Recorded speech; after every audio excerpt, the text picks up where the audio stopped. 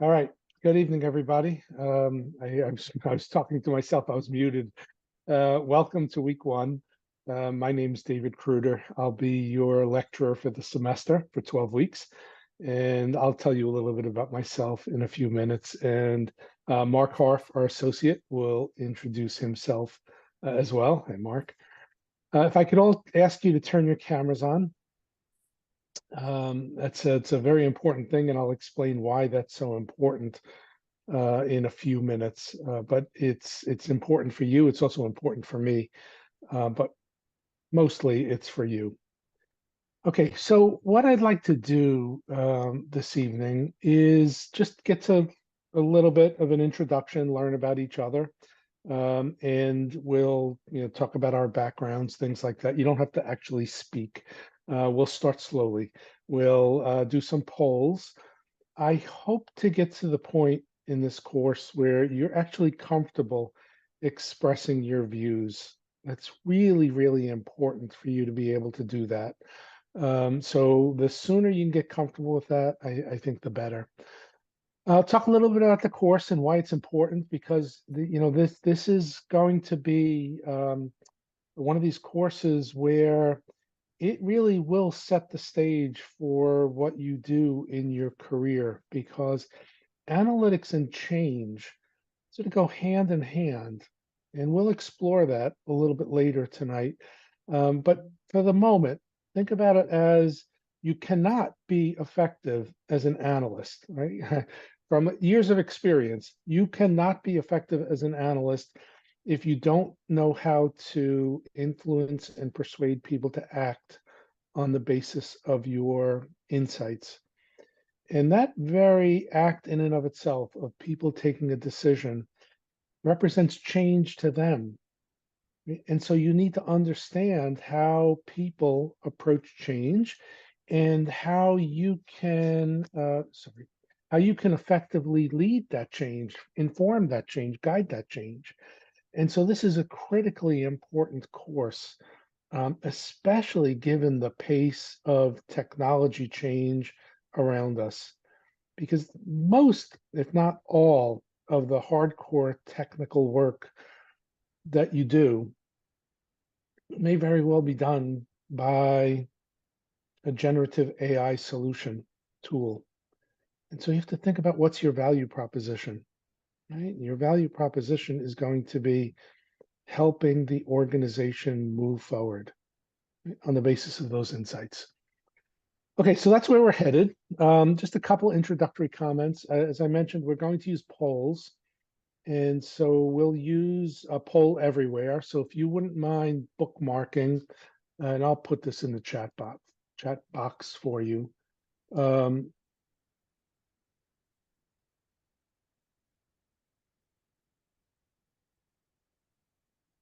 Well, yep, that's me. So if you wouldn't mind copying that link, and you have to register, and you should get that Columbia authentication, right? The dual factor authentication.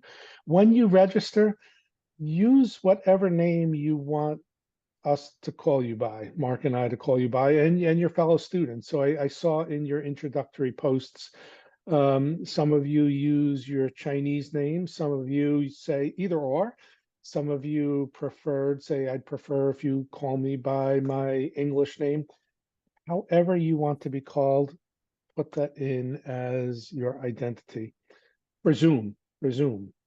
Right. And so then just carry it through on poll everywhere. Now, what I will tell you is with poll everywhere, just to put your mind at ease, nobody knows who's responding to what. All we see are responses. Nobody can say, oh, that's Mark or that's David. I'm the only one. I have the magic key. Behind the scenes, I can go in and see who responded. To be honest with you, I'm more interested that you respond than I am, for the most part, in the accuracy of your response. The only time I'm really concerned about the accuracy of your response is I'll probably do some polls related to the readings for each week. That's where if you've read the readings, the polls are very straightforward, right? I'm not going to ask you a question like, what was in footnote 20 on page 8 of this reading? It's a direct point about the reading. What's the major theme of the reading? What were some of the major insights of the reading? Those are the only things that Mark and I will look at for the accuracy of your response. The rest of the polls are your opportunity to try it. Try out your thinking, right? This is really important to do. So try your thinking. But before we go into that, oops, every time I move my cursor, I have to go back to my main. I have two screens. What'd you do for fun during the semester break? Because you had almost a month off. Doesn't feel that way. It doesn't feel that way to me. What'd you do? I know some of you walked graduation because I saw some of your smiling faces walking graduation. Um, Travel, went to the lake. Oh, that's good. Went to the lake. I hope you're in a place that has better weather than we have here in the Northeast because you can go ice skating on the lake. At least it felt that way here. Went home to India. That's a long trip. And I hope you had a good time. Cooked, good, very good. Traveled a lot. Nice, nice. Interviewed. Okay, that's not fun, but that's an important thing. And online support, you're checking in. Thank you very much. Yes, I'll reach out if I have any troubles with that. Thank you. But very good. Biking 20 miles in Central Park. Nice. Very nice. Study for your CFA. Okay, that's not exactly fun. I don't think that's Mark in upstate New York, but those of you who just traveled in upstate New York, that's actually where Mark is. He's in upstate New York. I'm in Connecticut, by the way. I'm in Shoreline, Connecticut. Good. Thank you for that. Thank you. Thank you for participating. So this is me. My days are no longer of the suit and tie variety. That was my official business attire.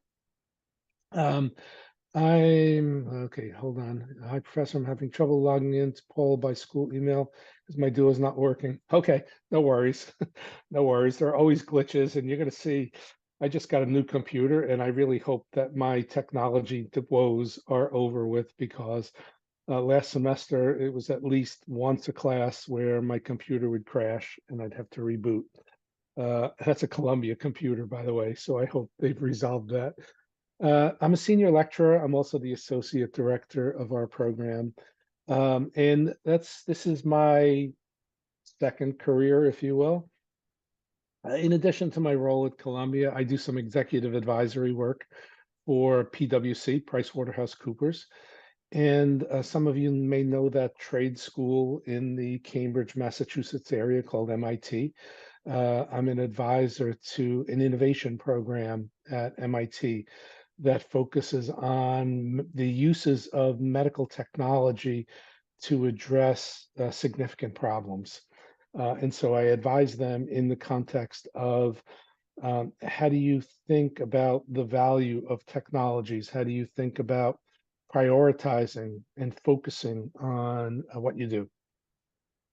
My first career was 31 years at Pfizer, the pharmaceutical company, which is where I met Mark. By training, I'm a biochemist. I have a PhD in biochemistry. And so I actually cured diabetes and obesity in mice and rats. Unfortunately, mice and rats are different than human beings. So everything that I did for the benefit of mice and rats never actually created any benefit for human beings.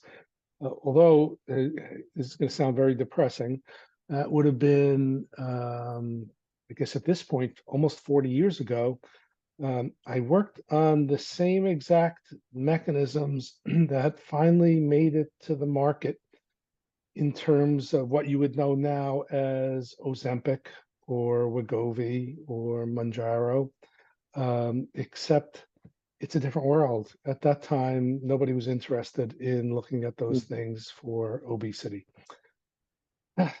So anyway, I had a career in biochem. I did bench science, obviously, rats and mice bench science. I then formed and led a portfolio and decision analysis group. And that's the basis for my work with MIT, actually. And it was during my segue from the portfolio and decision analysis organization into commercial operations that I met Mark. And as they say, the rest is history. Mark and I have worked together ever since that. And that would have been around 2007. 2008. 2008. 2008. Yep. Okay, there you go. So that's a long time. It doesn't seem that long ago to me, but that's kind of a long time ago. And then just to round it out, so like why are you teaching in an analytics program if you're a biochemist? Um, my last role at Pfizer was leading a global analytics group. It's a group of about 320 people, literally around the globe. We had analysts in almost every market. Like the Pfizer story sounds an awful lot like the PepsiCo story that you read with Stephen Gans, where it was local to local. And we made that transition, Mark and I together, and a lot of other leaders, excuse me, made that transition to a global organization with a unified strategy and a unified culture. And interestingly enough, that also sort of closed the loop, if you will, for me, in that while my career started doing diabetes and obesity, my Pfizer career, my last project at Pfizer was leading a very large collaboration with Harvard, MIT, Mass General Hospital, and IBM using electronic medical record data to predict the onset of type 2 diabetes in obese patients. That was karma. And so in fact, it was a very, very successful. And recognizing that that was in 2016, that's again, it's a different world. So that's me. Mark, you want to say a few words about yourself? Sure. Thank you, David. Can you hear me okay? Sure. Yeah, sure. Okay. So I think that one of the nice things of working with David and me is probably between us, we've got upwards of 75 to 80 years of experience, but that's not to say that we don't learn just as much from you. So this is a wonderful opportunity for each of us to learn from each other. I am a 35-year career person. I've worked in general management, including having a P&L responsibility, human resources, as well as general operations and commercial operations. And my career really spanned across three sectors. One is hospitality. That was early career after my bachelor's degree. And then after getting an MBA, I went to work for IBM. The wonderful thing about IBM is it's so large and so complex, at least it was at the time. They've divested a lot of different pieces since then, but I had the opportunity to work in all of the different divisions, including consulting, IT services, hardware, and software.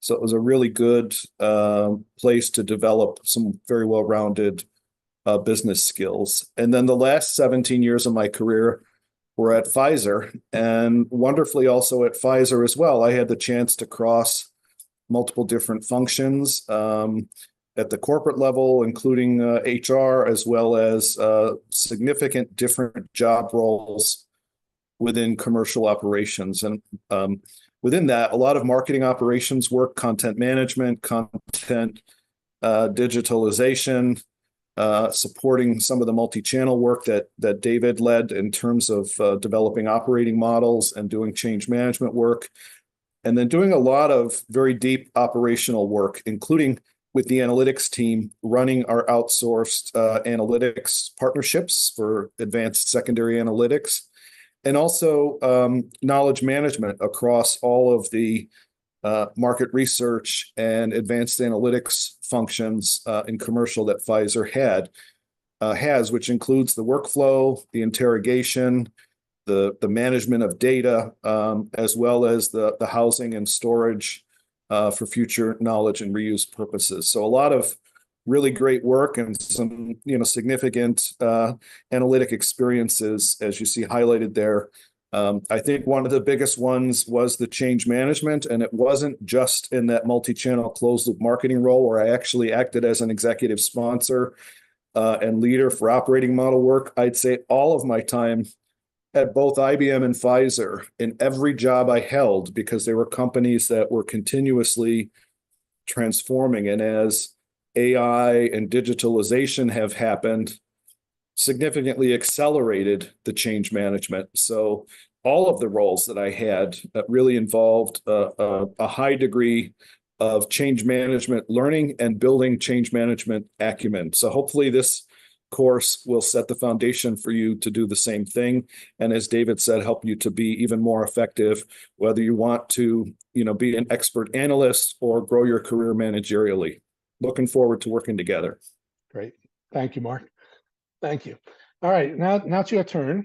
So let's start. Where are you? This is going to test your geography. Can I identify where I am? Okay. Oh, somebody's up. Somebody's up late, and somebody's up really early. Oh. So who's ever in Western Europe? That's what, midnight, 12:30, and in India, it's got to be what, 2 a.m., 2:30. Oh, do my best to keep you wide awake. Thank you for joining at that ungodly hour. Oh, good. We have quite the distribute. Oh, and somebody's in the ocean. Okay. I feel sorry for you. I don't know how you got internet connectivity in the ocean, but I guess you have a very small device and maybe large fingers.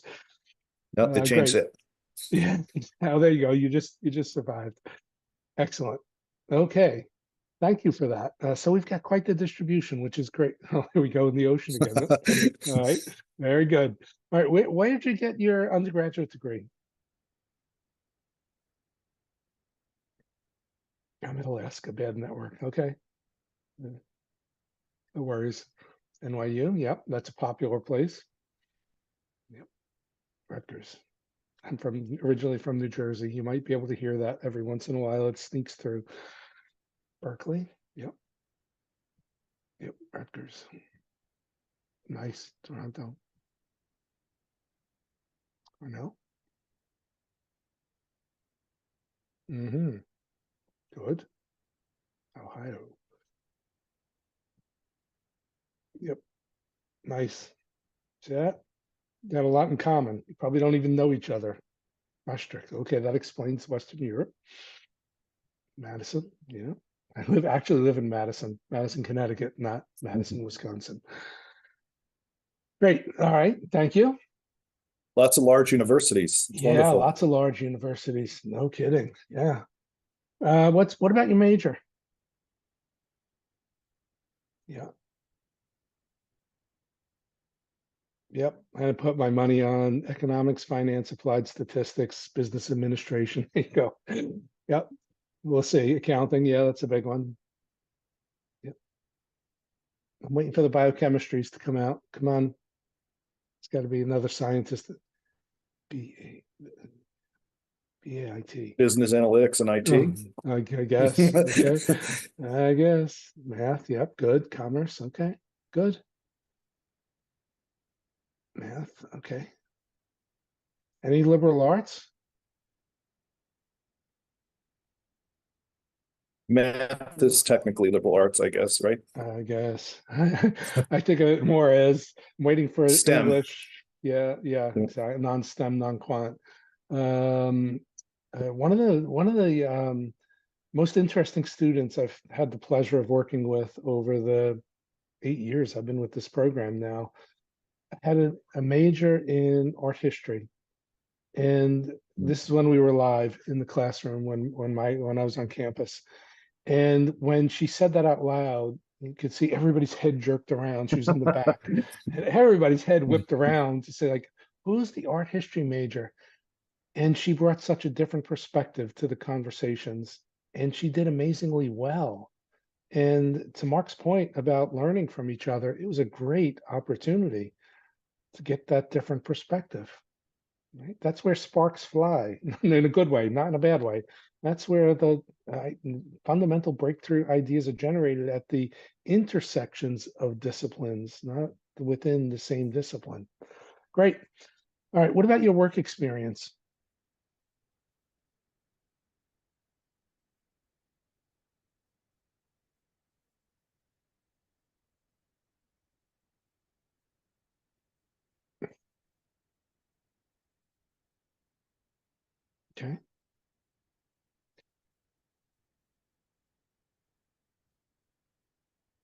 I'll give this a minute to settle down.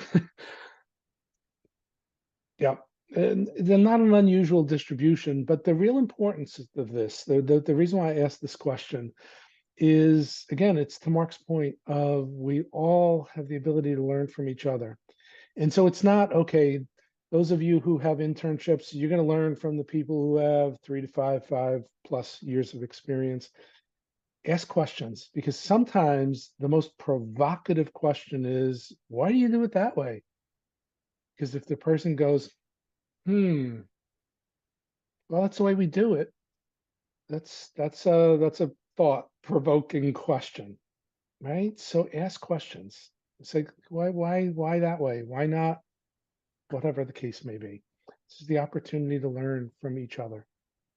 What about career interests? And I know everybody wants to do analytics. That's not what I'm asking. Is it consulting? Is it consumer packaged goods? Is it healthcare? Is it financial services? That kind of thing.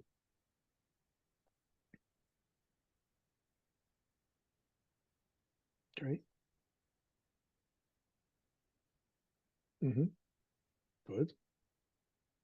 We're going to talk a lot about users, not so much. We're going to spend the module talking about design thinking, which is really about user experience. But we're going to talk about users a lot, consumers, customers, These the haven't other these person. Yeah, go ahead, these Mark. have an even broader range than the majors did. That's Yeah, they great. do. Yeah, exactly. Yeah, and no idea. Thank you for that. No idea, because people have often asked me, "What's your career?" And I say, "I don't know. I'm not done yet.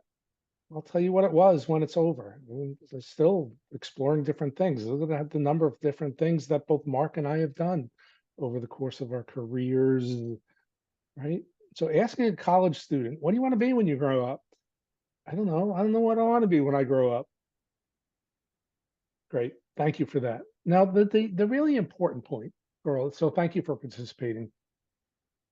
The really important point really is the point that Mark made about learning from each other.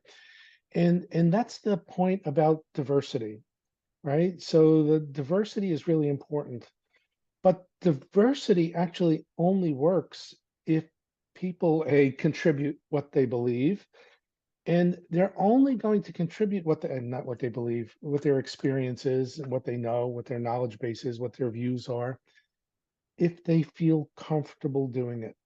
And that's that notion of psychological safety, right? If you can express your views candidly without fear of retribution or criticism or whatever the case may be, negative consequences more broadly, that's that notion of psychological safety. Because if you don't feel that, what happens, diversity actually degrades team performance because it results in just plain old groupthink. And the loudest voices who aren't concerned with psychological safety will rule the day, right? And that one of those readings, I don't know if you got to read the entirety of the interview between Erica James, the dean. She was the first Black woman dean of the business school at Wharton, and Adam Grant, who's now one of the superstar business professors. Um, I just lost track of where I was going with that. Um, they talk a lot about leadership, and talk a little bit. I'm going to show you a little bit about that leadership.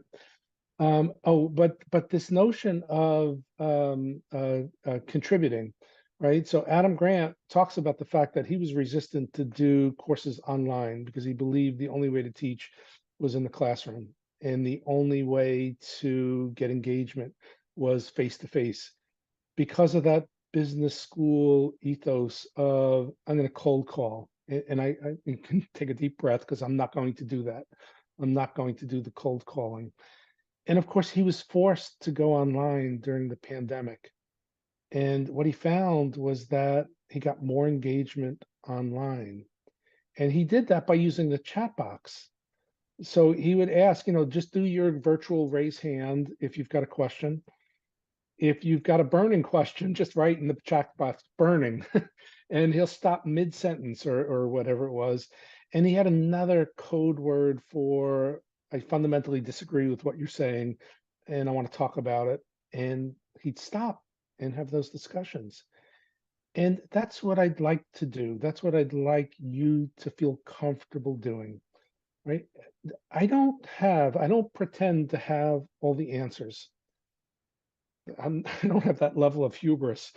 I don't think any of us has all the answers. And if I say something and you say that doesn't feel right to me, stop me or stop Mark and say, wait, could you explain that? Or this is what I think. Why don't you agree with that? Or do you agree with that? And we'll have a conversation. And that's how we will learn from each other. Otherwise, it's going to be 2 hours of me talking at you, which is not particularly gratifying for any of us, right? So stop me, stop Mark, have those conversations, right? And then we'll be the red dots, not the gray dots, right? We don't want groupthink. I don't want 57 robots. I want 57 people who have learned how to think and how to express their views appropriately, right? I can tell you as a scientist, and I want to be careful managing time, but I think this is really important. As a scientist, the only way science moves forward is by challenging it, right? That's the only way science moves forward. And I'm not just talking about life sciences, any science, mathematical science, any social sciences, any science.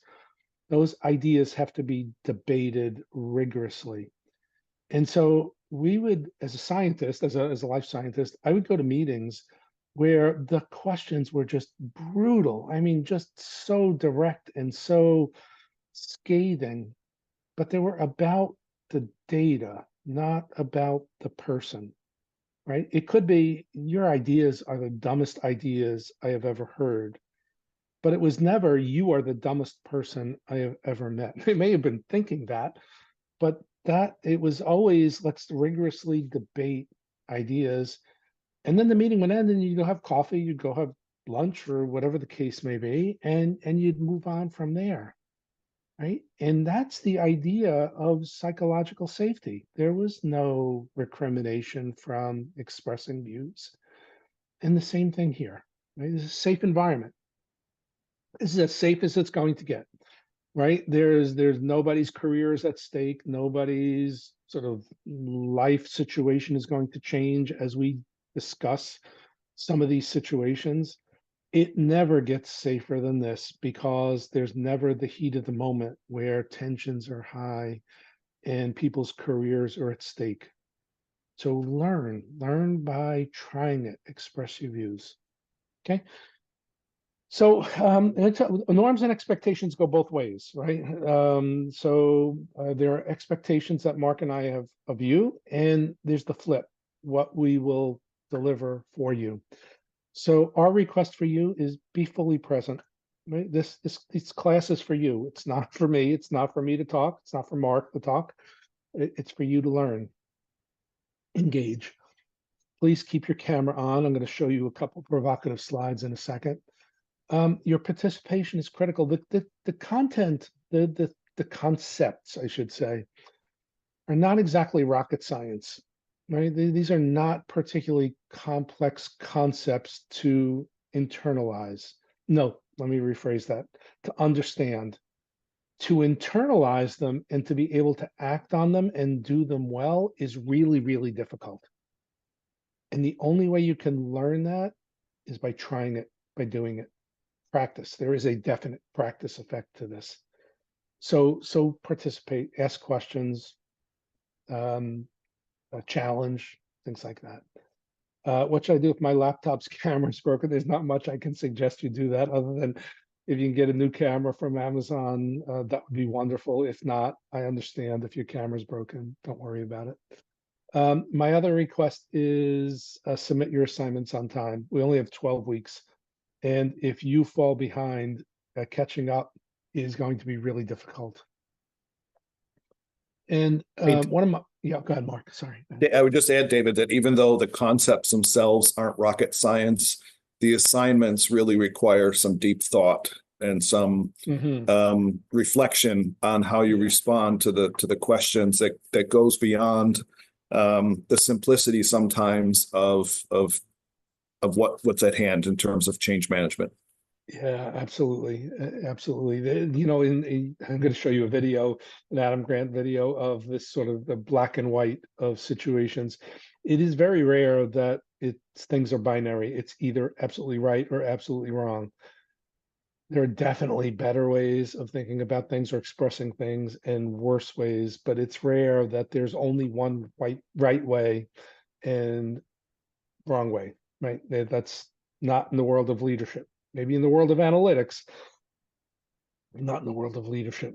And so the subtleties become the important part, which requires that sort of critical thinking and a deeper reflective approach to the assignments. Please read the resources. I've tried to limit the number of readings. I've tried to really focus on the readings that are the most important. And I do that out of respect for your time. So if you feel like, wait, there are not enough readings, just reach out to me. I'll be more than happy to give you more readings. But please read the resources in advance of the class. And the modules will always be posted at least a day before the class. So I can guarantee by Sunday, I will post the slides. And more often than not, I'll try to post them before that, maybe by Saturday, so that you have a chance to look at them. And that'll really help, because if you're seeing the slides for the first time in class, it's really hard to then ask questions about it because you haven't had time to think about it. So come to class prepared is the key point.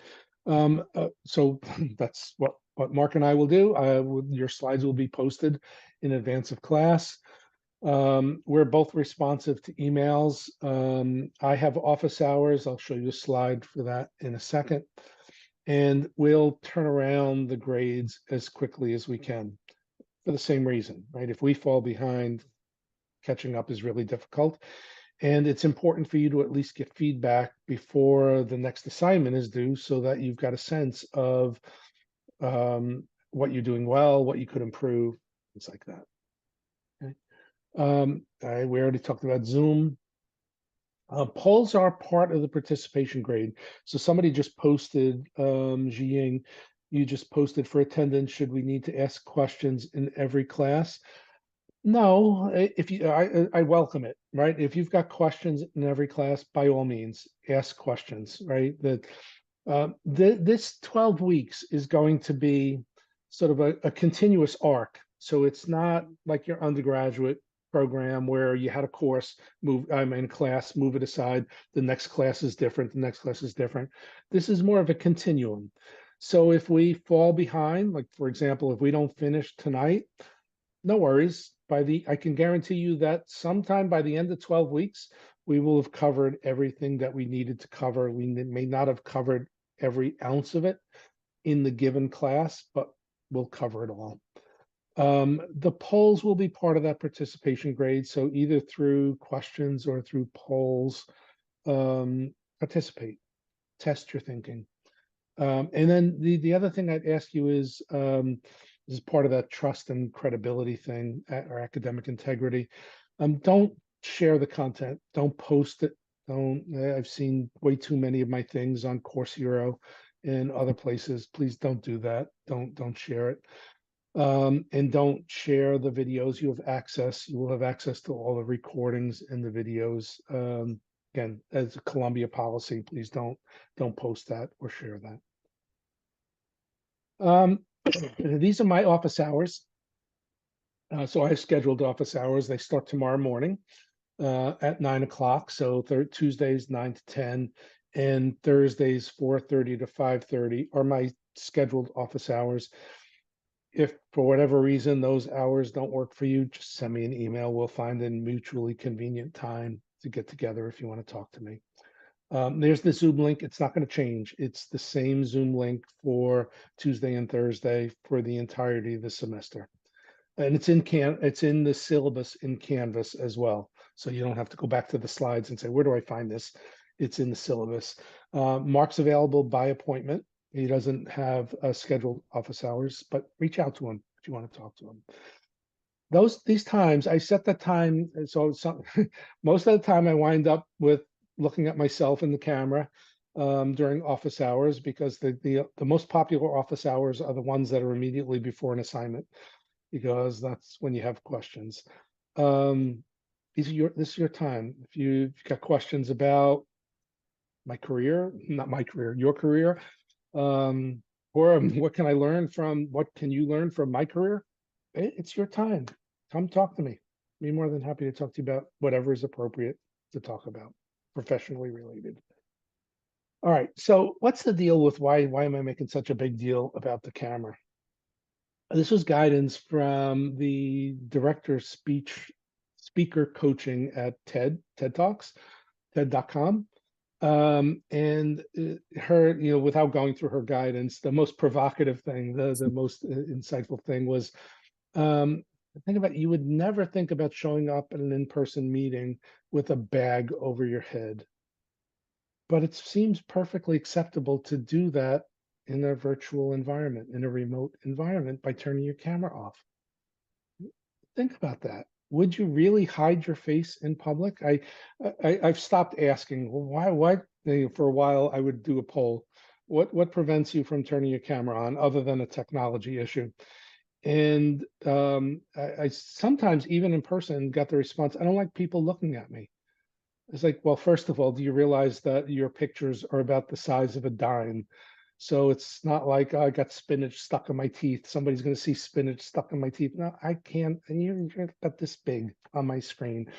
And in fact, if one of you does that little raise hand, you might see me leaning in to see, can I even read what your name is? It's that small on my screen. So don't worry about that part. The other point, I'll get to the other point. The other point, the point for me, sorry, before I go on, the value of this for me is, in a classroom, I get to see everybody, right? I get to see everybody at the same time, and I can see if people are sort of doing one of these things like looking around, or if it's like, what did he just say, right? I can get that. But in a virtual environment, unless your camera is on, I have no feedback at all. I don't know if I'm going too slow, too fast. Am I engaging you? Am I interesting you? Or am I boring you half to death? Without a visual cue, it's really hard, right? Looking at this stupid little white dot on my screen so that it looks like I'm making eye contact with you doesn't give me any feedback. And that's critically important. And I'll share one quick anecdote. A colleague that Mark and I both worked with was retiring. This was after I left. So after I left Pfizer, she was on my leadership team and she was going to retire.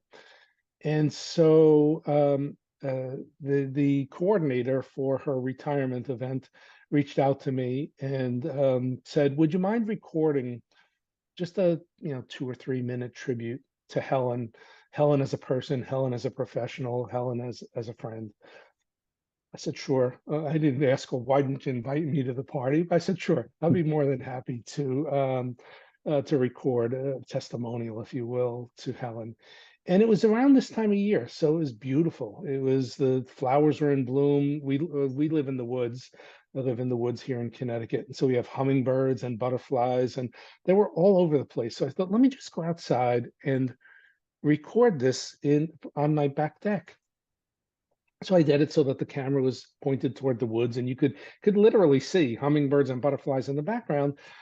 And so I recorded this testimonial to Helen, and I was gonna just hit the send button. I did it on my phone. I did the selfie thing, and I did it.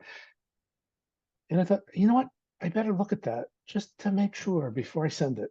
And I watched it and I thought, oh my God, I'm so glad I didn't send that, because it sounded like I was delivering a eulogy at her funeral. When I thought I had like a positive, upbeat tone and I thought I was smiling, I was just like, just talking in more of a monotone than anything else. And I realized it's because there's no feedback, right? There's no feedback at all. And I had a coach once who said, if you want to actually practice, just leave yourself a voicemail and then listen to it. Well, that was pre-Zoom. We don't have to do that anymore. But I would encourage you to think about listening to yourself, listening to how you do it. I don't know how newscasters do it, but looking at that little white dot and smiling is not the easiest thing in the face of the world to do, right? It's really hard. So that's for me, giving me feedback. Now, what about for you? Well, I'm going to venture to guess that, and I think this is a safe bet. I should say bet, not guess, that going back to the world where you're going to travel around the world for a 1 hour meeting are pretty much not coming back, right? Travel has come back, no doubt about that. But, even when you look at back to office policies, it's not get back to the office or else. Now, there are some examples of that. But most companies, most reasonable companies, are trying to find sort of this hybrid solution, right? When do you need to be in the office for the work that needs to be done in the office, and when can you be in another place, remote, to do that work? Which means that being comfortable talking and interacting in this kind of a technology environment is really important, right? So getting used to that, getting used to talking to that white dot, getting used to that, even that microsecond delay of somebody, the transmission of this sound and the video and the audio, sometimes it's a little clunky, especially if the internet connection is not great. Getting used to that takes some practice. So try it, practice it. So what I want to show you here is the results of a peer-reviewed study. This is published in PLOS One, a reputable peer-reviewed journal. And what the authors of this study did was they took 72 photos of 36 adults from a database. These are not, they didn't photograph people. And these photos were with a happy face or a neutral expression. And then they superimposed those photos on 6 different Zoom backgrounds. And so you see that on the left, right? And then what they did was they showed those simulated photos to 167 participants ranging in age from 19 to 68 and asked them on the basis of the photos to judge the trustworthiness and the competence of the individual in the photo. Think of that. Faces that were presented on backgrounds that were either plants or bookcases were consistently rated as the most trustworthy and the most competent. Home and novelty backgrounds got lower ratings.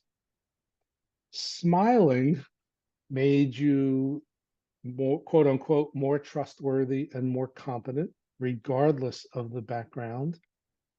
And gentlemen, I hate to tell you this, but women, you are rated more trustworthy and more competent than the rest of us, regardless of your background.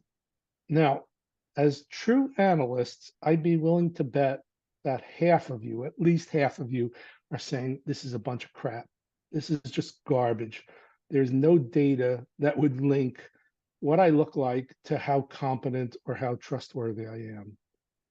And you're right, but it's irrelevant because you don't get to judge your own trustworthiness or your own competency. Somebody else does that for you. And why that's so important is because people choose whether or not to follow you. And they're not going to follow you if they don't trust you and if they don't think you're credible. So, as crazy as it seems that people are making these instantaneous judgments, that's what we do as human beings. And this is a case where perception is reality. And so practice, that's all I'm saying is practice this, right? Smile, be credible. And we'll talk more about that when we get to influence and persuasion. But it's really, really important because people are going to make these judgments about you, right? And some of it is based on your appearance. That's that notion of ethos. Do I appear credible? Do I appear like I know what I'm talking about? Yeah. So here's this is Erica James. She's the dean at Wharton Business School. Adam Grant, the superstar professor now, talking about trust.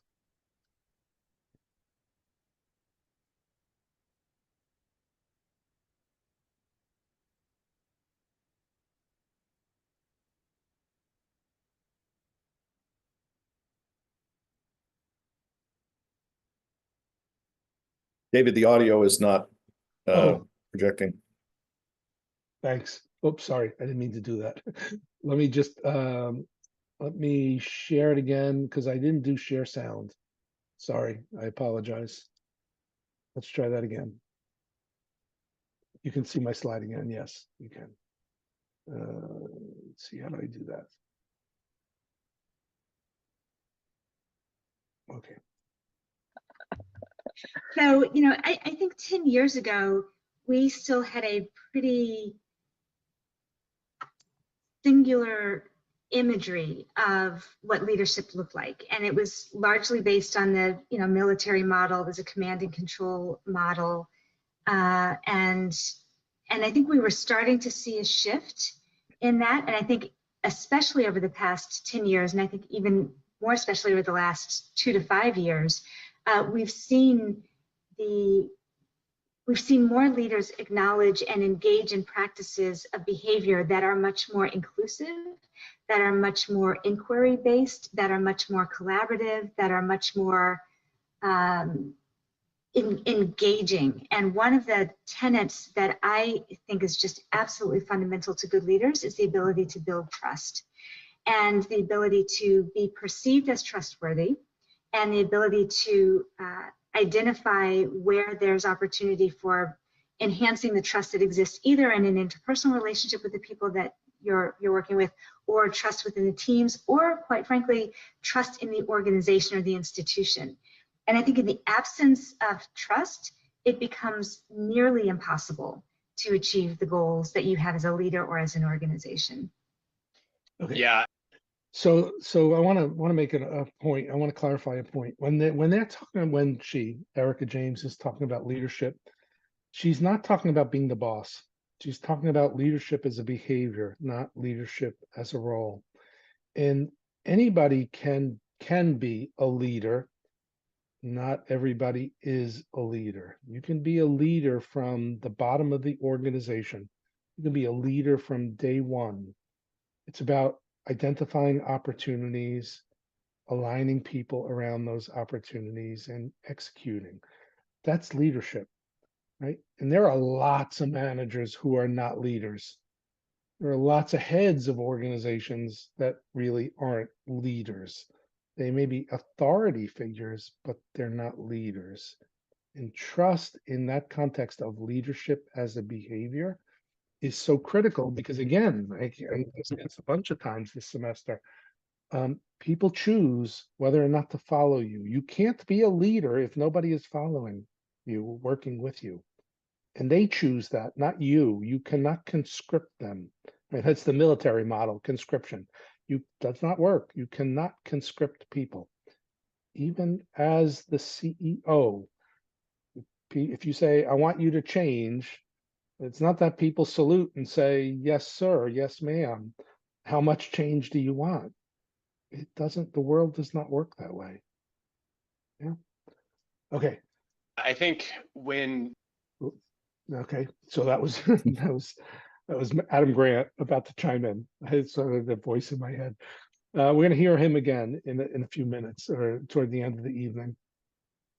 Integrity. So trustworthiness, credibility, integrity, they all go together. So your integrity really does matter. And I'm not talking about in the classroom, right? Academic integrity, yeah, that's absolutely critical, right? That there's no doubt about that.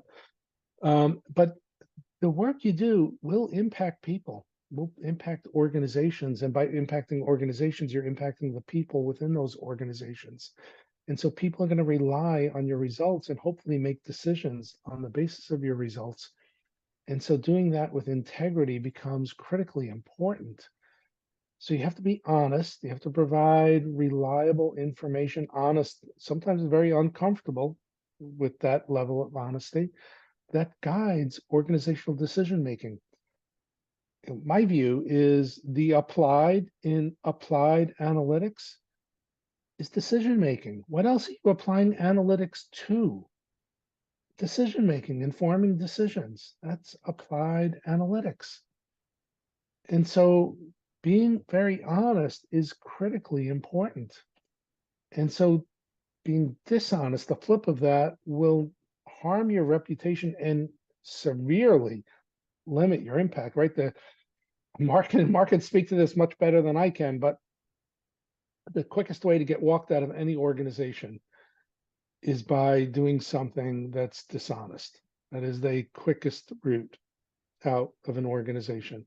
In fact, when I was a lab scientist, there were people who literally got walked out in the same day if there was even the slightest bit of information, evidence that they fabricated some of their results.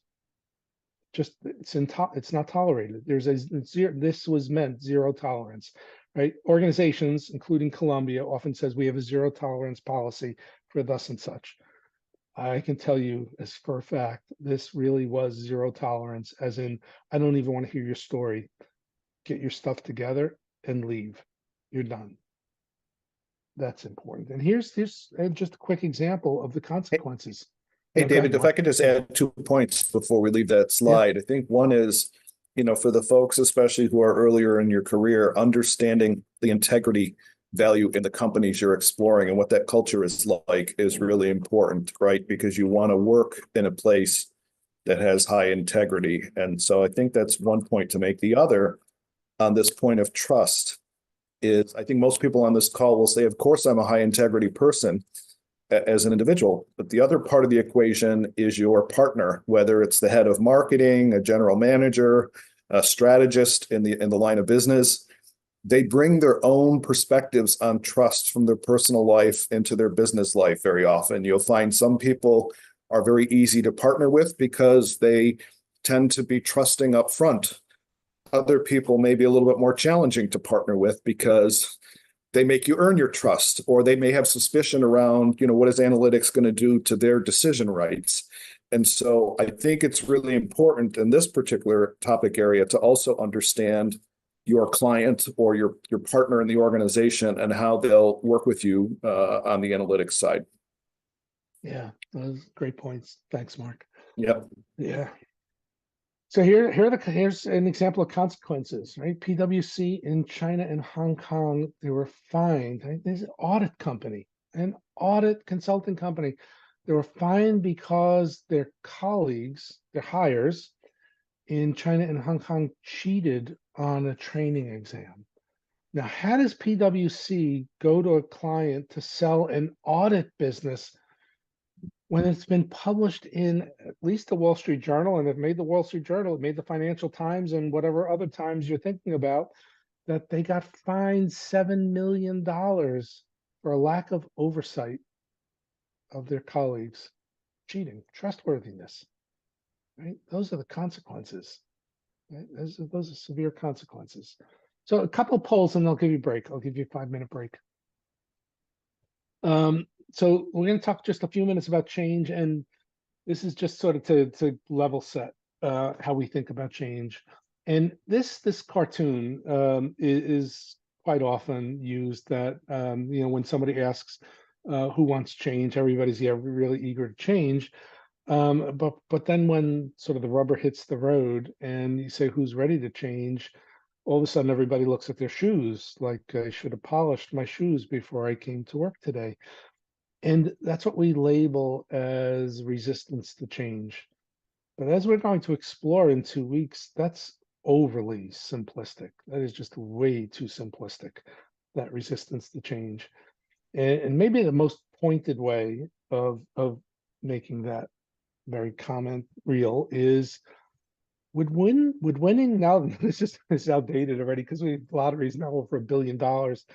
Would winning an $800 million lottery change your life? It would change my life. Yeah. Would you give it back? It's change. It's fundamental change. Would you give it back?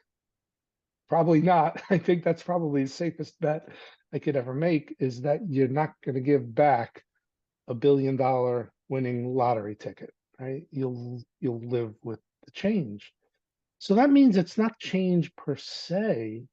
It's something about that change that sort of gives you that queasy feeling, the uncertain feeling, right? So what I want you to do is, did you just see a map flash when I did that? It's like, uh-oh, here come the IT gremlins again. I want you to think about a recent situation, right? Recent, think about a year or 2 years, that required you to make a change that you weren't certain about, that you were unsure about. Why were you concerned? You don't have to say what the change was, and you don't have to divulge any personal secrets, but what made you concerned in general terms?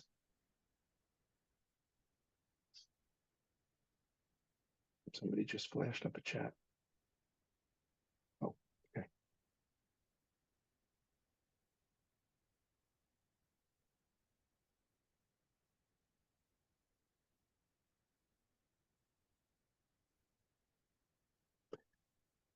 Mhm. Yep. Yep. Yeah. So, right, uncertainty, future, right? There is nothing objective about the future. The future is completely subjective, right? Yeah. Changes at what was the outcome, right? Is it good for me personally? Yeah. These are all very insightful comments. They may be very succinct comments, but they're very insightful comments, right? It's that uncertainty. There's something about the situation that I like what I'm doing now. I know I can do it. I know that I can do what's associated with that change. Right? And that's not being stuck. I'm stuck in the current. Obviously, I don't know what you mean by I'm stuck in the current situation, but a very common bias is the status quo bias. We wouldn't be doing what we're doing right now if we didn't think it was the right thing to do. And asking somebody to do something different or differently requires change. And you got to think about it from their perspective, not from your perspective. And that's especially true of analytics, because we are such strong proponents of here are objective insights, objective about a subjective future. Think about that. Wrap your brain around that when I give you a break. How can you be objective about the subjective future? But you're asking somebody, I want you to be data driven. Data driven about the future. That's interesting.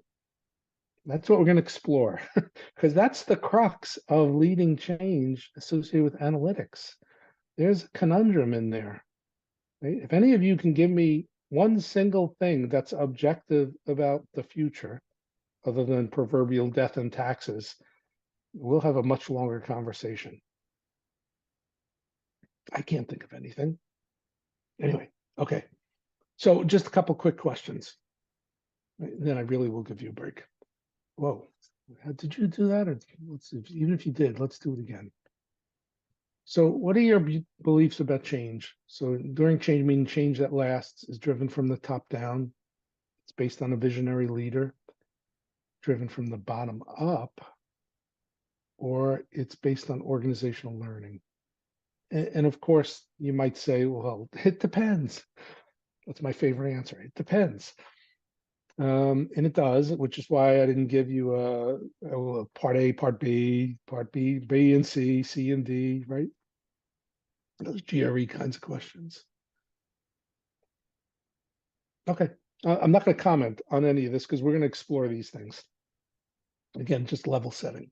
So thank you for that. What about, how do you personally feel about change? Honestly, not how you want to think about it. How do you think about it?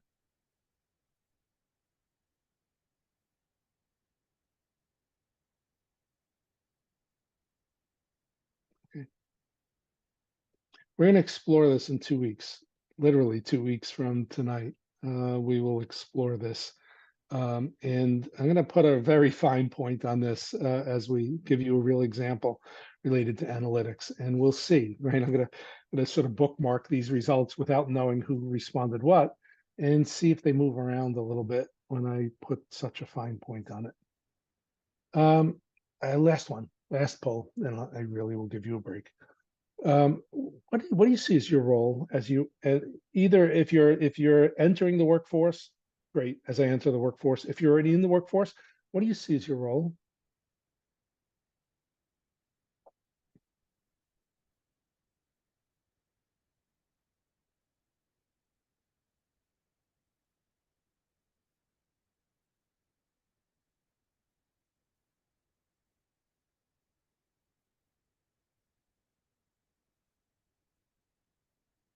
Okay, great. It's not uncommon, by the way, at the beginning of your career to answer A. Like I'm not going to enter that workforce and tell that senior leader, quote unquote senior leader, that he or she is on the wrong track. That's not unreasonable, right? But that's not how organizations change. And I'm not talking about change as in mergers and acquisitions. I'm not talking about it at that scale. I'm talking about it as you as analysts.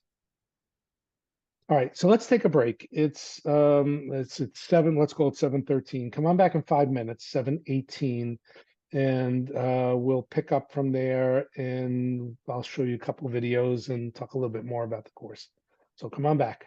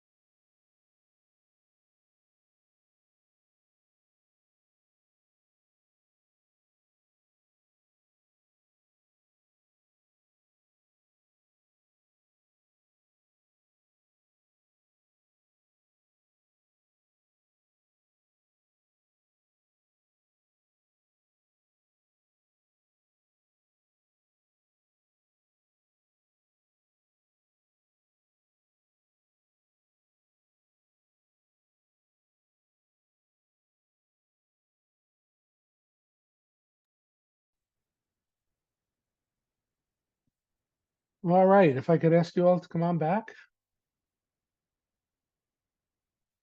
Your cameras back on, please. Great. All right. So let's continue. So why is this so important? Why talk about leading change? What's the big deal?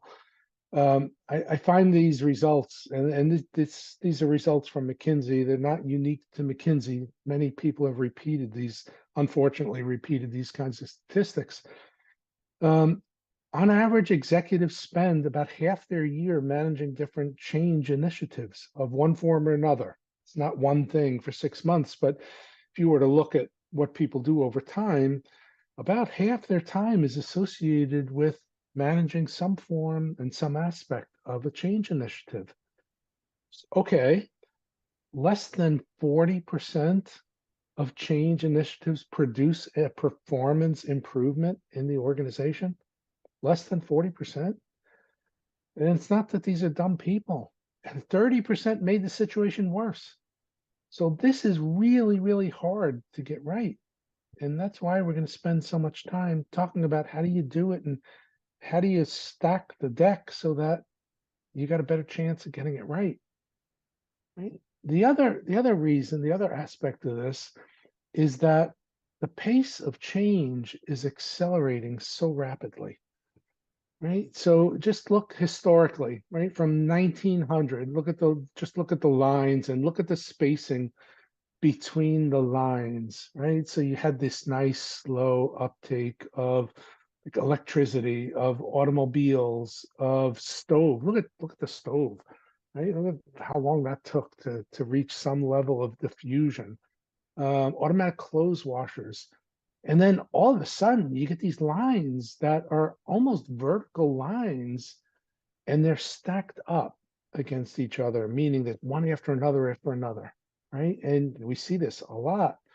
And what's going to sound kind of quaint, even as I say this, Chat GPT, right, sprints to 100 million users, right, within 2 months of its launch in 2 years ago, 2022. It was only like November of 2022 that ChatGPT was launched, and within 2 months it reached 100 million users.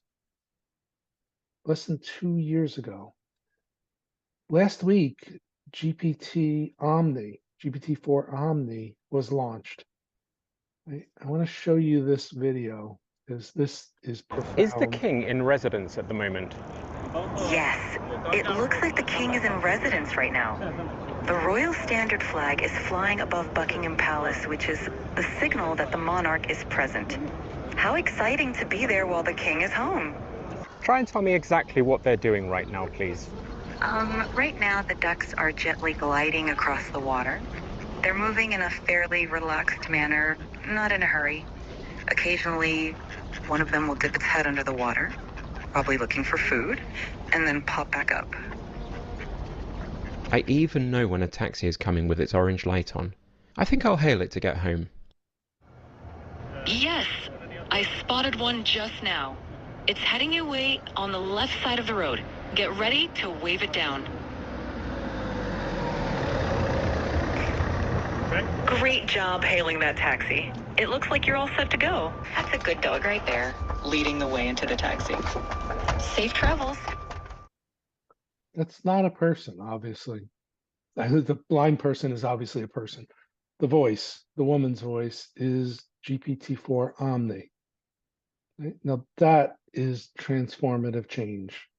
That's analytics driving that kind of change. You can't have that kind of impact without analytics, right? That's the critical. Now, not everything we do is going to fundamentally transform mankind, humankind, in that way.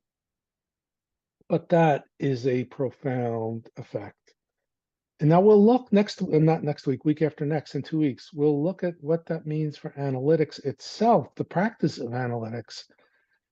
But just think a little bit about how profound that change is and the change that it represents due to analytics, right? That's the kind of work we either do or we have Is the king the opportunity to do. Now, maybe after that, it's going to seem a little bit mundane to talk about marketing technologies, but that's the world within which we live, right? Marketing technologies, for example. So if you look at different technologies related to marketing, and these abbreviations, if you can read them, are over here, but there's customer relationship management, marketing automation systems, predictive analytics, customer data platforms, technology platform, account-based marketing, customer journeys, and artificial intelligence. And traditionally, one of these would roll out and you'd have the ability to adopt it, get used to it, and then something else would take its place. We don't live in that world anymore. We live in this world where the timelines are being compressed so that the need, if you're going to take advantage of these technologies, means that you have to adopt them very quickly. But that's a choice that we make. Do we adopt something or don't we? That's that notion of the diffusion of innovation, right? So what determines the diffusion of innovation?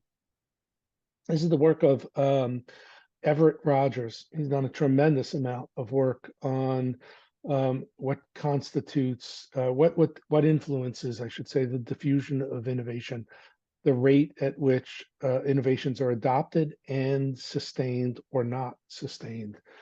And some of it's related to, well, before I even do that, so what is an innovation? It has nothing to do with when it was created. It has absolutely nothing to do with when it was created. It's whether it's perceived as new. So it's contextual, could exist forever, but if I haven't used it, to me, it's an innovation because it changes the way I'm doing something, right? So there's the attributes of the innovation itself. What's the advantage of it? Can I see the results? Can I try it? Is it easy to use? And is it compatible with the way I work? Or do I have to change everything, right? And so you could see how these attributes of the innovation itself have a tremendous influence on the rate of adoption. It's not done in a vacuum. It's done within the context of an organization. So what's the culture of the organization? Is it a rapid adopter of innovations? Is it more conservative and traditional in its approach? What are the norms? What are social networks? I mean, this is a really important point.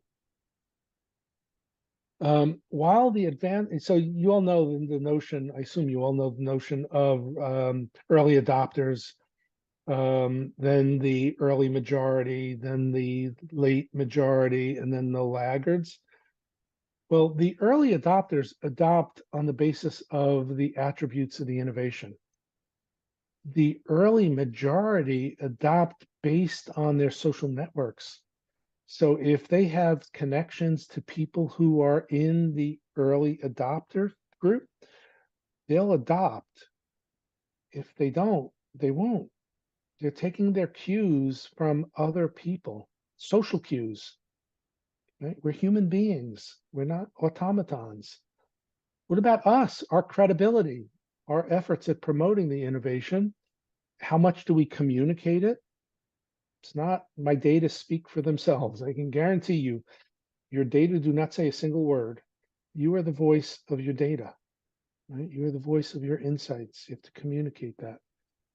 I got so sick and tired of having one of my leaders say to me, my data speak for themselves, that he was in my office one day and said, my data speaks for itself. And I literally went like this and I put my head down on the computer and said, sorry, I don't hear a thing, Greg. I don't hear a single word. You're the voice. You're the voice of your data. And then how are decisions made? Is it optional? Is it collective? Is it top down? Is it authoritative? All these things become critically important, and you're going to explore this. We're going to explore this together. We have a whole class of looking at a case study of trying to replace paging devices at Zuckerberg San Francisco General Hospital with a HIPAA compliant app, a cell phone app. And it didn't work. It didn't work. It's like, what? Pagers? Nobody uses pagers. Hospitals use pagers. Why? So I want to show you this. This is Doug, well, when you see him, Doug McMillan, having a conversation. This was at the CES, Consumer Technology Association, Consumer Electronics Take Show. advantage of the fact that you're here to get some And free Satya consulting Nadella, advice. obviously. You're not Satya charging Nadella. us for this, I don't think, at the moment, but you know our company well. When you think about generative AI or other technologies, what should we be doing to serve customers and associates better than we are now? One of the things, you and I talked about this perhaps last summer, which I was so excited about, because one, the rate of diffusion, right? It's not like we're talking about technology. You're already deploying some of this technology, shaping it with your own sort of additive work that you're doing. But the place where you started, you talked to me, I don't know if you remember this, but you said, hey, we're putting this in the hands of our associates, the associate assistant. That's pretty, that's the place. At the end of the day, we all have people who work in our companies who are trying to accomplish things for our customers, empowering them so that they can go on to achieve big things. I think that's fantastic to see, right? So that's the place where I think real revolution starts. Then the second place is what you just talked about, which is our customers. To be able to use some of this technology to transform, I think, the ultimate customer experience. Why do I shop at Walmart? Is to accomplish my thing, intent, and to be able to understand that intent. And the day you can have that, that I think is a very powerful place. So I think starting with your associates and then scaling to the customers is where I think a lot of this technology can be applied. So the critical aspect is it's not about the technology per se. The impact is on, remember from strategy, the job, Clayton Christensen, and job that needs to get done. It's, I don't want to buy a drill. I need a hole in my wall, right? The drill is the way to achieve the hole in my wall that I need. Data is a means to an end. Data is not the end. Analytics are not the end. They're both means to a greater end. And that might be customer experience, or it might be helping associates, Walmart employees in this case, do their jobs better. You probably don't think about Walmart as a leader in artificial intelligence. If you think about analytics in Walmart at all, you probably think about supply chain management and Walmart's excellence at supply chain management and procurement and negotiations. This is about customer experience, right? Okay, enough of him. We don't need to watch him twice. So here's the innovation pathway for data and analytics, right? Clearly, it's just the pure mass of data that's becoming available and becoming available at a greater frequency, right? It's also about new technologies, right? It'd be crazy to say, well, analytic technology is not changing with ChatGPT. It's changing tremendously. And then informing decisions, right? And now this is kind of provocative, and to be honest with you, I fundamentally disagree with this. I just fundamentally disagree with this. That this in a positive way, this says a paradigm shift from informing to driving decision making. I just absolutely fundamentally disagree with that, because what that implies is that experience and contextual knowledge is irrelevant, and it's not. It's not. Right? And maybe the clearest example I can give you is in the early days of COVID, there was a lot of activity to try to figure out why were people dying from respiratory failure, right? If you remember, people would become infected, they appear to be recovering, and somewhere around day 10, they would drop dead. They would just drop dead. And they died because of respiratory failure. And people were trying to figure out what is causing that respiratory failure. Now, what we now know is it's called what's called a cytokine storm. There's just this massive inflammatory response from your immune system, and that was leading to respiratory collapse. By the way, we could have known that from the 1918 flu pandemic, influenza pandemic, but somehow that got lost. But anyway, we rediscovered it in 2021, I guess that would have been 2021, 2022. So there was a lot of effort to say, well, let's use predictive analytics to figure out why people were dying from respiratory failure. And so getting diseased lungs was easy, right? These were people who were dying from COVID, right? And that's really important, but you need to compare them to something. So the question becomes, where do you get healthy lungs that from autopsy, obviously autopsy. And so what they wound up doing was, in order to train the predictive models, they compared COVID-infected lungs with healthy lungs from children, infants who had died or premature infants. And guess what the model could predict perfectly well? The difference between an adult lung and a pediatric lung. It had zero relevance to COVID. It had nothing to do with a diseased lung and a healthy lung. It had to do with an adult lung and a pediatric lung. Children are not little adults. They're not small adults, right? They're children. They're physiologically different. They're anatomically different. But without contextual knowledge, there was no way of knowing that. So an analyst, not that they were doing what they were trained to do. They just didn't have enough knowledge. So there's that point about data driven. No, no, no, no, no, no. Data informed. Yes, yes, yes, absolutely. Really, really important.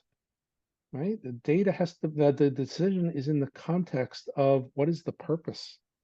And that's why it's informed, not driven. We're not automatons. Yeah. Let's see, in spirit of time, I'm going to skip this. This is just Deloitte is in fact rolling out GPT to their consultants to drive productivity with the huge disclaimer of check the results, because even with Omni, hallucinations are real. It sounds crazy to say that out loud. Hallucinations are real. Hallucinations happen. So you have to check the results. And you have to check the results of your analyses as well, right? Are they real? Or am I chasing something that shouldn't be chased, right? Connecting dots that weren't intended to be connected. Yeah. Hey, David, maybe it's a good point to just highlight the 3 C's for analytics consultants, right? The content, meaning your analytic prowess, context, meaning the business context, which is the point you were just on, and your consulting capability, which is a lot of what you may develop further here in this change management course. And it's a good way to remember those areas, 3 C's. 3 C's, absolutely. We preach this a lot because that's what you need. You need all 3 to be effective. That doesn't mean you have to enter your career knowing all 3. Being aware that they're all important, you can develop those skills. Yeah. Okay, so let's talk about analytics then. Let's talk about some change introduced by analytics, because again, I think, especially if you're younger in your career journey, right? You're starting your career journey, you think, yeah, it's all about that person on the top floor of the organization, and I'm just going to follow, and I'm going to do whatever she or he says. Change happens at all levels, right? So let's think about analytics. So if you're introducing analytics into an organization, that clearly represents change. Analytics is the change for that organization. Analytics in a new part of an organization that's already using analytics is still change to those people in that organization. It's not like they weren't functioning before you arrived. They were doing their jobs perfectly well. And here you arrive, laptop in hand, saying, hey, I'm from headquarters and I'm here to help you. It's like, no, go away, right? That's change. You have to be able to manage that kind of change. Applying analytics to a new business problem is change, right? Because that problem probably predates you. That represents change. Even if you change your approach to analytics, the organization is using analytics in the context in which you propose, and you're saying, there's a new way of looking at this. Why do we need to do it differently? What's wrong with the way we did it? That represents change. You have to be prepared to persuade people that what you're proposing makes sense for them, not for you, for them. What's the benefit to them? And that's why I put on the right here that very same slide about what are the variables that influence the rate of adoption of innovation. And there's another one that's not on this, which is this notion of reinvention. So you come in, you propose something analytically, and somebody says, can I adopt this because my situation is a little bit different. If you say, no, you either buy it or you don't, right? It's either the way I developed it or it's no way. That's not the path to success. Collaborating to say, okay, let's work together to figure out how we make this better suited to your specific problem, your specific context, is that notion of reinvention. And that's a big driver of the diffusion and sustainability of innovation. Right? If you're recommending a change of strategy, a change of tactics, or a change of operations, those are all changes. And I want you to think about this from this perspective. A leader comes to you and says, this is how I'm deploying my resources. Here are my marketing strategies. Here are my sales tactics, whatever the case may be. Could you help me understand what, how can I improve it? Or am I doing everything I need to do? If you come back and you say, well, no, I can help you. We can double your revenue and we can have your cost at the same time. You basically told that person you have no idea what you're doing.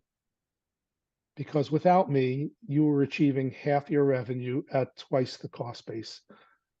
I'd tread very lightly around giving that kind of message because that is a fundamental existential wound to that person. That as a authoritative figure, as somebody who is successful in their career, that you don't know what you're doing, that's not an easy message to deliver, right?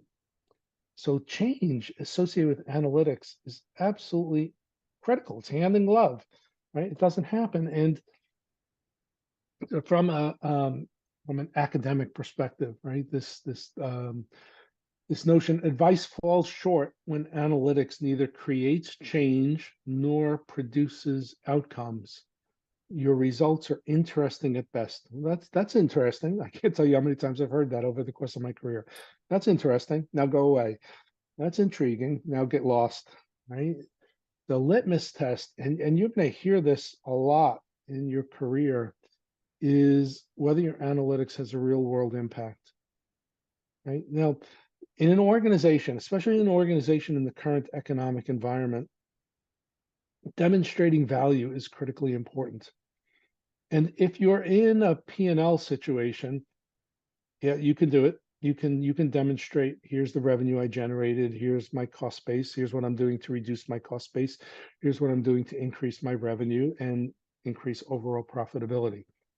Okay, now make that story for analytics, because you're going to be asked that a lot. Why would I invest in analytics? What's the value case?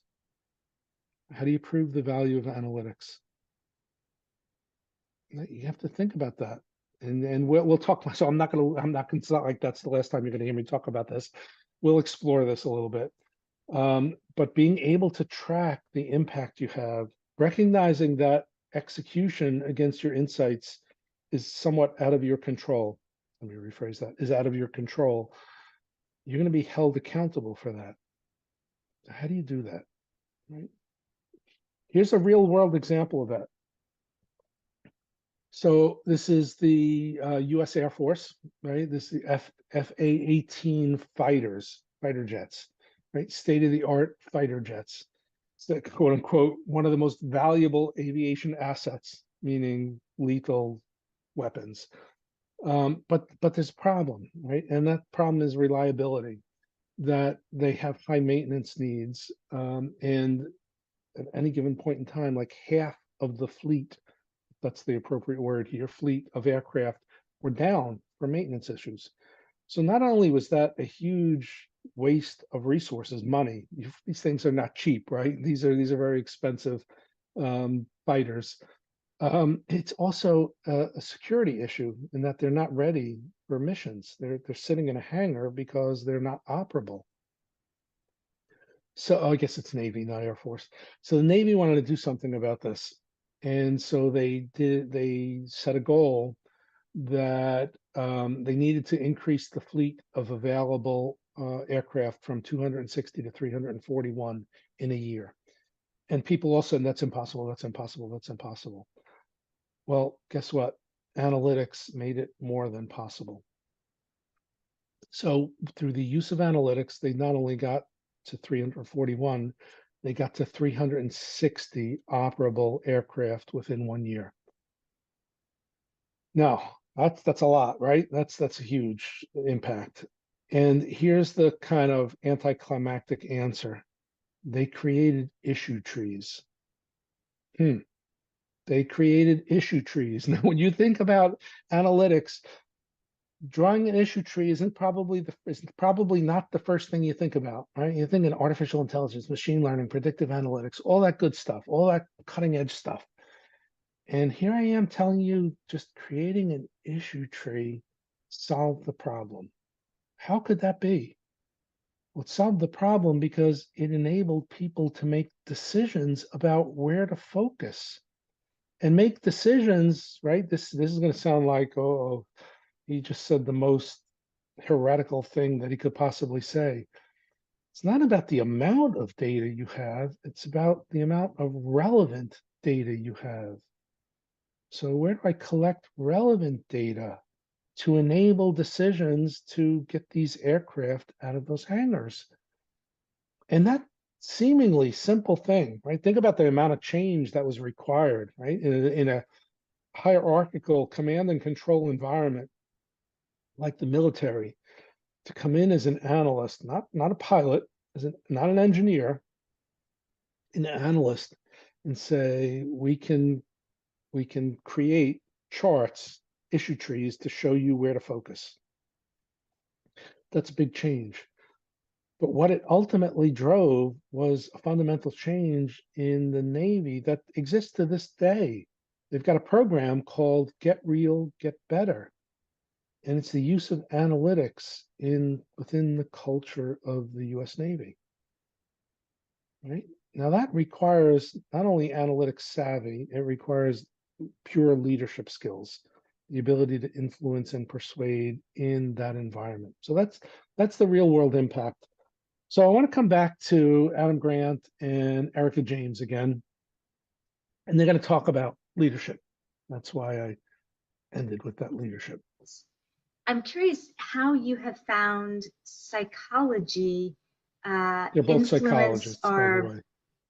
Determine how you engage with your students, what you teach, what you identify as important content for students, given that most of them come into the world of business thinking that it is a quantitative degree that is very fixed in terms of algorithms and equations. That's actually why I came to Wharton. There were other business schools that were teaching cases about one lucky company or one unlucky leader. And I wanted to be at a school that was known for analytic horsepower, right? A school that led with data and evidence. And that's actually where I start all my classes on leadership, is to say, okay, look, my gold standard for being data-driven is evidence-based medicine. We have longer and healthier lives as a result of a century of science in that world. And I believe in the same thing when it applies to leadership, right? We should be practicing evidence-based management, which means we do randomized controlled experiments, we do longitudinal studies to try to figure out what works for more of the people more of the time. And what we're going to do in this class is, of course, we're going to illuminate a bunch of the principles by studying particular leaders and organizations. But we're going to start with the data, and then we're going to search out those cases as illustrations, right? As opposed to starting with the cases and then potentially teaching people lessons that are inconsistent or idiosyncratic.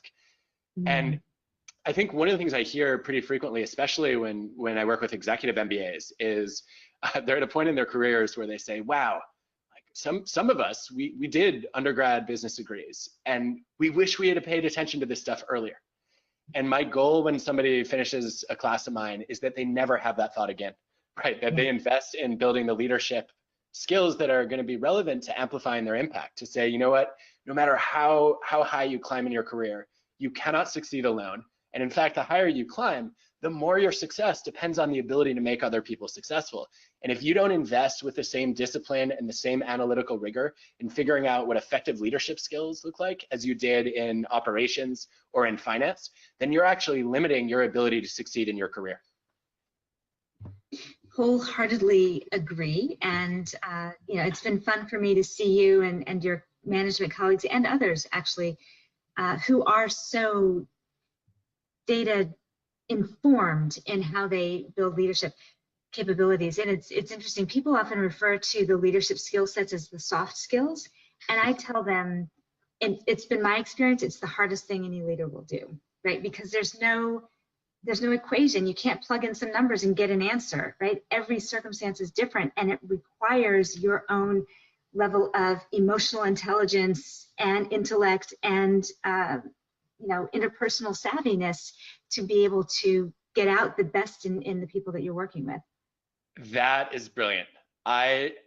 You know what? Okay, I have to change now how I talk about this, because for years I've told students, what I'm going to do is I'm going to bring you hard data on soft skills.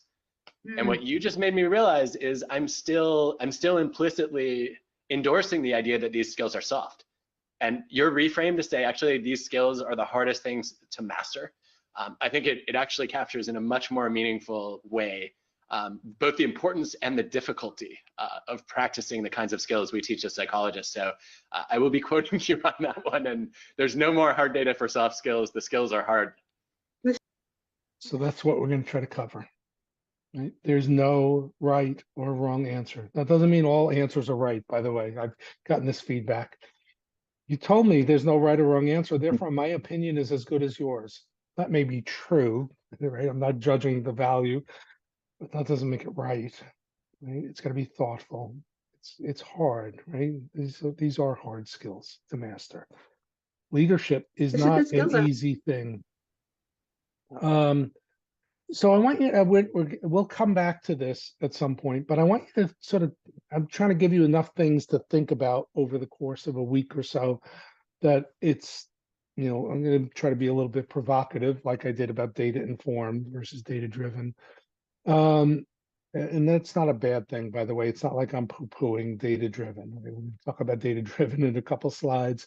But think about this scenario, right? So you've finished your degree, you got your degree. You join the analytics team of a very innovative company, and you're charged with using generative AI to help inform an upcoming change initiative.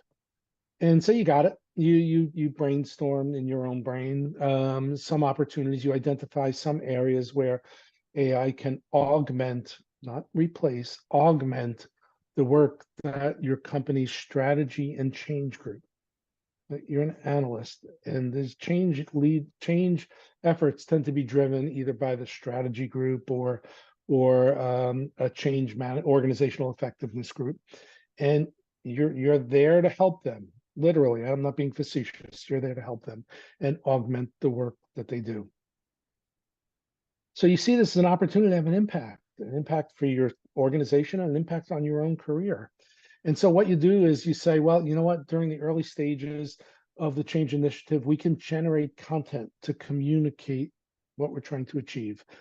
And we'll design a rollout plan. We'll use generative AI to design a rollout plan with specific activities that will help you, organizational effectiveness strategy, plan your own activities, right? We'll augment what you're currently doing. Or in stakeholder management, we can develop customized versions of communications based on different target groups. Segmentation, right? I'm going to develop unique content for different segments of the audience, not consumers of information in this case. Or we know that people are going to have issues and objections to what we're trying to do. So we'll actually use generative AI, we'll tune it so that leaders, managers can role play what those objections are and their responses to it, and therefore reduce resistance, deal with resistance. And then finally, we'll actually do real-time analysis. We'll use generative AI for real-time analytics to summarize feedback we're getting and to analyze the sentiment. Now, you've got to admit, none of these sound like, that's stupid. Why would you want to do that? Right? I think these are all very viable and very valuable things to do. But that's from our perspective. That's from our perspective as analysts. Now, think about it from the other perspective, other perspectives. How would stakeholders feel that generative AI is actually creating those messages about something this important. Right? I think it was at Purdue, there was this massive issue related to the shooting that occurred at Michigan State, where a dean used generative AI to generate a communication about the importance of community. And she forgot to edit out the part that said generated by ChatGPT. And there's a huge backlash of how can you be sending a memo about empathy and community that was generated by a robot? It's a legitimate concern. How would generative AI then impact the work of those professional groups, the strategy group, the organizational effectiveness group, and the validated methods they use, right? And what about how would you measure the effectiveness? How would you know? Did it actually have positive impact? Or are there any untoward, right? Any unintended consequences of using it? I don't know the answers to any of these, but these are things that before you pull the proverbial trigger, you have to think about, because once the toothpaste is out of the tube, you're not putting it back in. You're not stuffing it back in. I'm sorry. It doesn't work that way. In the spirit of time, I'm going to save this. This is it's about 4 minutes, so it'll take us to the end of the class. This woman, Cassie Kozyrkov, she's no longer with Google. She was the chief decision scientist, not data scientist, decision scientist at Google. She's now running her own company. But she makes some really important points about what's called decision intelligence. And so I'll probably start with this when we get together again, but for the spirit of time, I'm going to hold it. So what's really important, though, is we've got to view the world, right? If there's one thing I want you to take away from this course, if there were only one thing I want you to take away from this course, is it's about the other person, about empathy. It's about understanding the other person. It's not about me. It's not about me as the analyst or any of you as the analyst. It's about the consumers of your work, the people who have a problem that you're trying to solve. So it's easy to think about this in the context of a restaurant. So in the context of a restaurant, you've got a chef, right? A chef has technologies, tools. It's got ingredients, flour, sugar, eggs, blah, blah, blah. It's got algorithms, recipes. But the chef, it's not the chef that judges the quality, the effectiveness of using the tools, the ingredients, and the algorithms. It's the consumers, people who are dining at that restaurant. And the same exact thing is true for us. Clearly got technology coming out the wazoo. We've got data also coming out the wazoo, and we've got algorithms. We're not the judges of the utility of that. It's our consumers, the people who have to make a decision. They will decide, do those insights help them make a decision? You more importantly, you as the decision scientist or as the applied analyst help them make that decision and have an impact, right? And those are the hard skills that aren't hard. Those are the hard non-technical skills. And put a fine point on that. This was a study from the IBM Institute for Business Value, right? So Mark's alma mater, IBM. And so this is the strategy unit of IBM. And they looked at the skills that are required in the workforce now. This is not the workforce of the future. This is the workforce of today. And what they found, this is the survey, is the most important skills, 2023, last year: time management and the ability to prioritize, focus, the ability to work in team environments, the ability to communicate, the willingness to be flexible, agile, and adaptable to change, and analytic skills with business acumen, contextual knowledge. Those are the most important things, the top things. Now, what I want you to look at is, whoa, how did proficiency in STEM drop from the most important thing to, I think that's around number 12 or so on the list, where 42% of respondents saying it was the most important thing, all the way down to 28%. How is that even possible? And the answer is that it doesn't mean it's not important.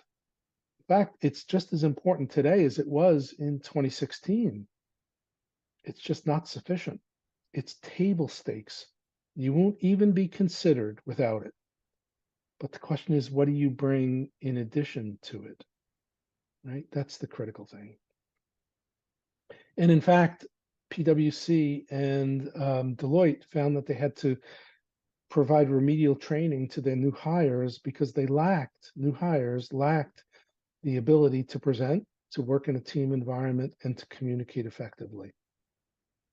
So how do you be a consultant if you can't work as part of a team, present to a client, and communicate effectively? You can't be effective, right? I somewhat last slide, right? Very close to the last slide, especially since we have 2 minutes left. So if I talk faster, you'll understand why. And somewhere in here, I lost the slide that talks about the discussion forum you did. So before I forget, thank you very much for your comments on your discussion. We're going to pick up on that at the beginning of the next class as well, because I really want to talk about the insights, especially since I was so provocative about poo-pooing data-driven when a number of you wrote data-driven, right? And so I want you to, those of you who have the strength of your conviction next week, I want you to tell me why I'm wrong. I want you to tell me why I'm wrong about data informed versus data driven, because I can be wrong. I've been wrong a lot in my career, and I don't intend to stop being wrong at any point, because that's how things get pushed forward. There's another survey, right? Creating a data driven culture, as I poo-pooed it, creating a data driven culture from 2019, same survey, 2019 all the way through 2024. If you look at driving business innovation, it's dismal until 2024. Competing on data and analytics, it stinks, right? Until 2024. Managing as an asset, yeah. Creating a data-driven organization, look, it's going the wrong way. 31% yes, 37%, 24, 26, 24, and then jumps up to 48.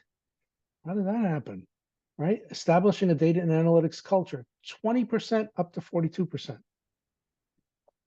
This is the hype around generative AI. That's what that represents. Now, the good thing is you got people's interest. Now channel it. You've captured their interest. They believe. They have gone from only 20% of us think that you can create a data-driven culture to now almost half of us. Okay, let's do it. Now let's do it. And the question becomes, how do you do that? And the key point is the challenges are not technology challenges, right? Look at the people saying the technology, the limit technology, it's in the single digits for the most part. People who say it's the challenges are related to people and processes, meaning culture, the vast majority, right? So what does that mean? That means you need to know how to lead change. That's exactly what that means, because you've got to bring people along on the journey with you. It is by definition not a journey you can take alone. Creating an analytics-driven organization culture is not an individual journey. It's an organizational journey. You have to bring people along with you. Okay, so that's it. That's it for tonight. Now, next Monday in the US is Memorial Day. It's a holiday. We do not have class on Monday. So our makeup is next Friday, right? So we're not this Friday, but Friday, May the 31st. And we're going to meet at 5:10 p.m. So for those of you in China, I apologize. That's 5:10, I think, a.m.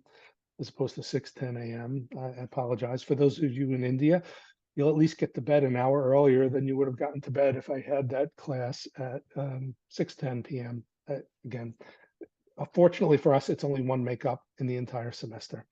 There are only 3 readings for Friday, May the 3rd. So by the way, we'll have Friday, May the 31st, and then Monday, June the 3rd. So you'll have Mark and me back and back. We'll bookend the weekend for you. These are 3 very important readings for that class on May 31st.